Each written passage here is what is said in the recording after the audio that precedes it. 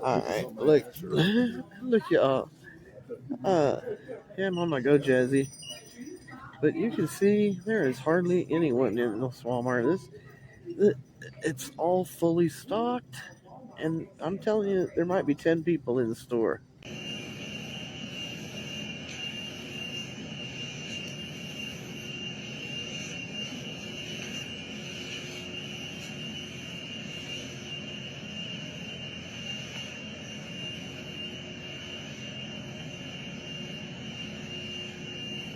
Yeah, that's not really something I ever considered, was the absolute destruction of the store. Not just the trash and all of the merchandise just littering the ground, but destruction of shelving and potentially damaged fixtures. All right, I gotta know, did anybody actually get the mac and cheese box from Walmart? Or did it give you a stupid, are you a human feature that then forced you to time out to it emptied your cart? That was awful. Walmart, you have failed your Black Friday. No ad was stupid. What you put out as ads was not ads. I will not be going to your store for Black Friday because I don't know what's there. There was nothing. And then your website is super confusing. The search function doesn't work.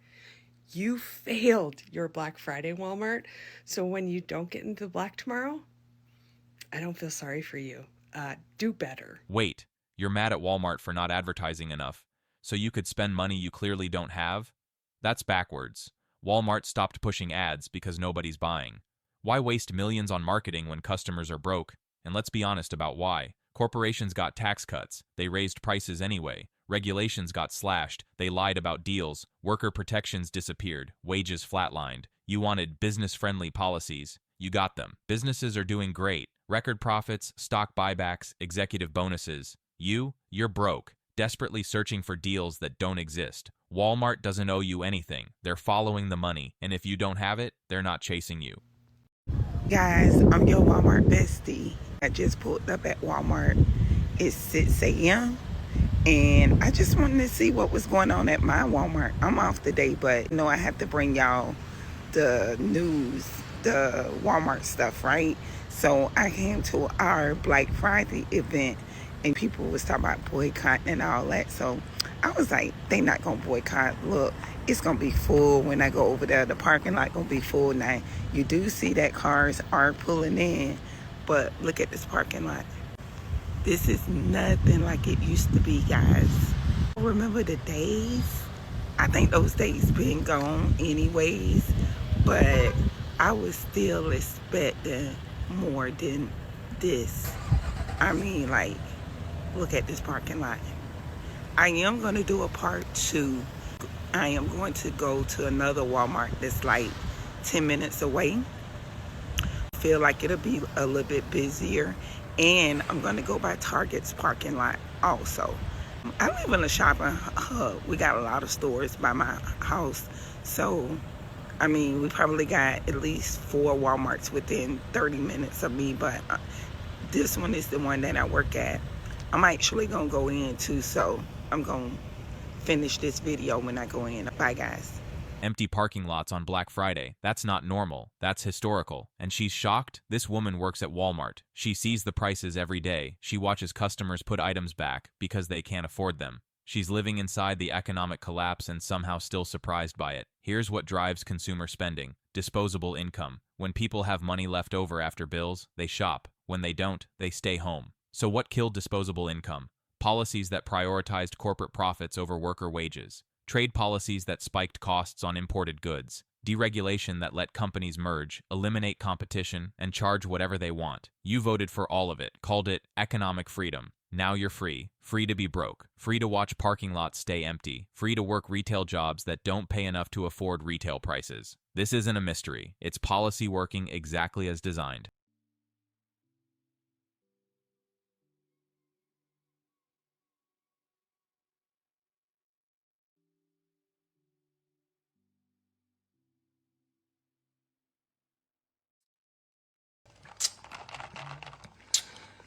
Where y'all at?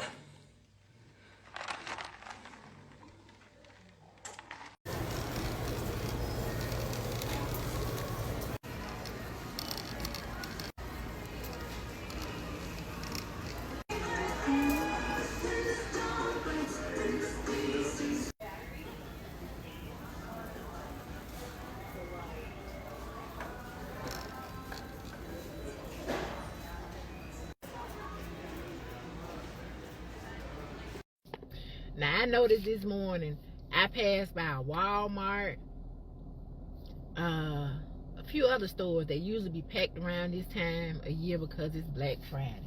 When I tell you it's empty, you can park anywhere you want to. I guess they didn't get the memo and they thought we was playing about the Black Friday because I ain't buying nothing.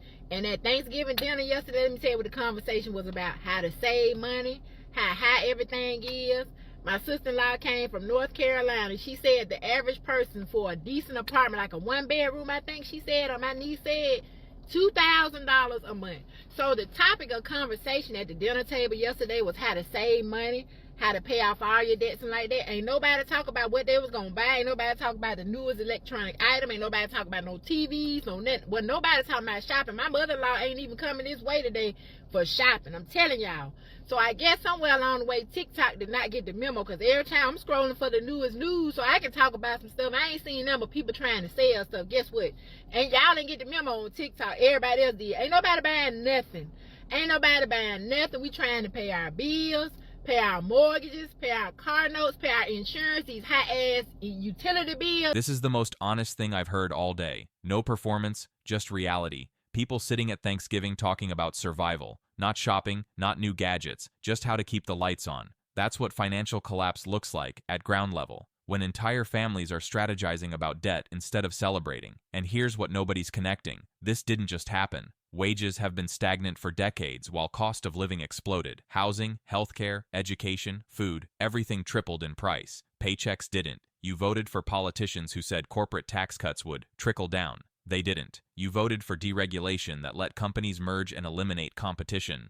Prices went up. Now you're at the dinner table doing damage control on debt you accumulated just trying to survive. That's not bad budgeting. That's bad policy.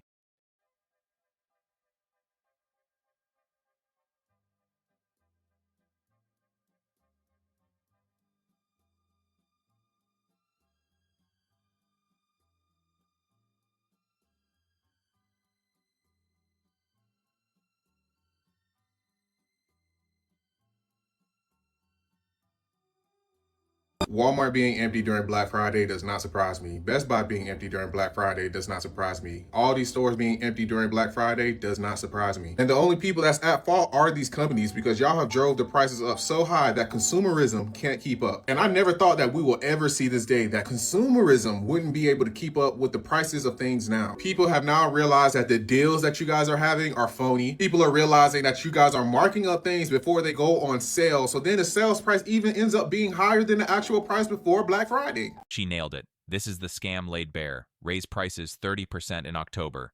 Discount them 25% in November. Congratulations, you just paid more while thinking you saved money. It's legal, it's deceptive, and it works because most people don't track prices year-round. But here's why it's worse now. You voted away the regulations that would have stopped this. Consumer protection agencies, defunded. Price transparency laws, blocked. False advertising enforcement, gutted. You wanted free markets and less government interference. Well, the market is free to lie to you, and there's no one left to stop it. This isn't capitalism failing. This is unregulated capitalism working exactly as intended. Wow, mi gente, miren qué fuerte. Este empleado de Walmart se está haciendo viral en redes sociales por exponer a Black Friday diciendo que es una estafa y que los disque descuentos no son reales, sino que simplemente marketing para engañar a los consumidores. Mi gente, y si no me creen, solo escuchen. Chéquense, G. Aquí estoy en el Walmart, güey, y estoy viendo que tienen ya todo puesto para Black Friday, güey. No les crean, güey, no caigan en esa falsa. Esto que ven aquí, güey, es literal un pinche robo, güey. Guacha aquí, güey. A mí me enseñaron a hacer esto, güey. Este papelito que aquí, nomás lo escriben ahí y ya le ponen acá $5, le ponen WAS, o sea que estuvo según a $8.97, mientras ellos le ponen 5 para decir que le bajaron. Ya con este papelito dice la gente, no, le bajaron mucho. Estaba esto y ahora está esto. No les crean, raza, no hagan caso, güey. Es puro pedo. De hecho, les voy a explicar un truco, Gis. Todo lo que no se vende y lo que queda, después de días, lo bajan aún más, güey. Como por ejemplo, eso está 25. Si dura aquí un rato, ya unas 2, 3 semanas, de repente lo encuentras a $5 y dices, un ofertón. Así que, Simón, Gis, como les digo, no caigan en eso, no dejen que los estafen así, güey. Ojo, no estoy diciendo que no hay ofertas, porque de vez en cuando sí hay, pero pues es rara la oferta y hay unas que son mentiras. Así que ya saben, G, no caigan, Y pues la verdad, mi gente, que son declaraciones muy fuertes, pero bueno, déjenme saber qué opinan ustedes. ¿Creen que lo que dice este chamaco es verdad o no?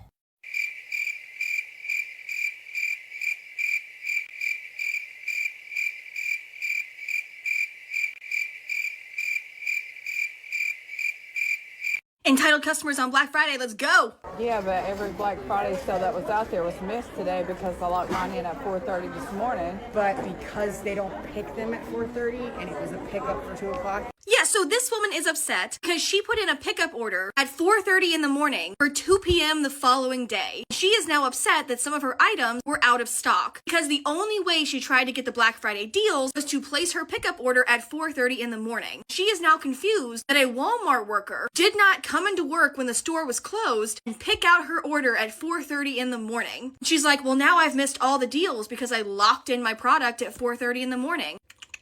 No, you didn't. There's a reason when you place an online order for pickup, you have a window where you can add items because a shopper does not begin shopping for your items the second you put the order in. They don't start shopping for those items until maybe an hour or two ahead of time. Secondly, that doesn't lock in a product. That's why you have the preference of what you want to happen if that product is out of stock. If you want an alternative, if you want a refund, etc. Did people really think that Walmart shoppers started shopping the second you hit purchase?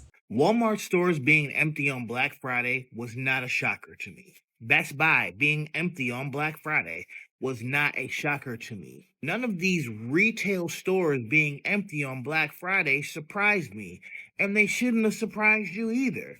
Sometimes it makes me question, do we all live in the same world? Retail stores will never be busy on Black Friday ever again. Unless, of course, a major shift in how we shop happens again, like if we go in reverse. Cyber Monday was invented mainly because we knew that there was a shift towards online shopping. This is the way that we buy things. Black Friday is no longer a singular day as it once was. Black Friday is a sales period. Now, true, people are spending less, and that does account for a lot of things. There is price hypersensitivity going on. Mainly, a lot of these retailers have been jacking up prices for years and then rolling them back, creating the illusion of sales. But this is something that businesses have done since the beginning of time. I think what people are seeing is the results of the shift to online shopping in real time. He's right. Black Friday as we knew it is dead. But not because of some grand shift in consumer behavior, because the economics changed. Online shopping exploded because it was cheaper. But it was only cheaper because companies like Amazon avoided taxes, crushed competition, and built empires on exploited labor. Warehouse workers peeing in bottles to meet quotas, drivers sleeping in vans, no benefits, no job security. Meanwhile, retail workers lost hours, lost jobs, watched entire stores close. And every time someone tried to regulate these companies or make them pay fair wages, voters screamed about killing innovation. So now you've got empty stores, desperate workers, and a handful of billionaires controlling everything. You wanted disruption. You got it. Entire industries disrupted out of existence. And the workers, they're supposed to figure it out. And to be honest, I don't think anyone has come up with a clever enough way to rebrand the sales period that's now known as Black Friday. But here's a jewel. If someone were to come up with a cool way to rebrand the actual date of the day after Thanksgiving to something other than Black Friday, and have that reflect in actual really big blowout sales as the way that they did back in the day, that retailer would see some major money next year. I've never, ever seen this before. At this store, it's always a pain in the butt. There's always a ton of people. I just came because I had to put money on my cards, cash on my cards, so I came up here and I'm shocked because look at this. I mean,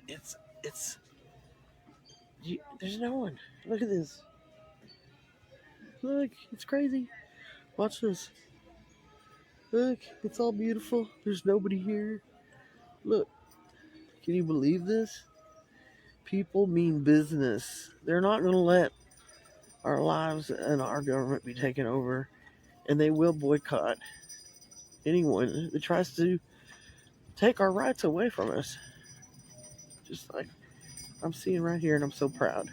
Keep strong, keep strong. This is hilarious. You're calling it a boycott. It's not. It's called being broke. People aren't making some grand political statement by not shopping. They literally can't afford to. But sure, let's pretend empty parking lots are some revolutionary act. Let's pretend this is resistance instead of economic collapse. You made consumerism political. You turned shopping into patriotism. Now you're surprised people are using their wallets to send messages? Here's reality. The people who can actually afford to boycott are the ones with savings and options. Everyone else? They're just trying to survive policies they voted for. Empty stores aren't victory, they're consequence.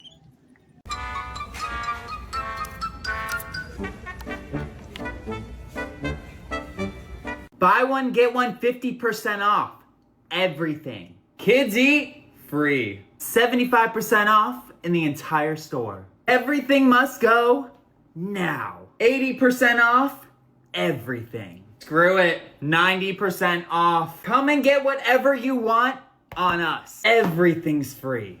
Buy 4 items, get the 5th one 50% off. 12% off your 12th item. 5% off with a code.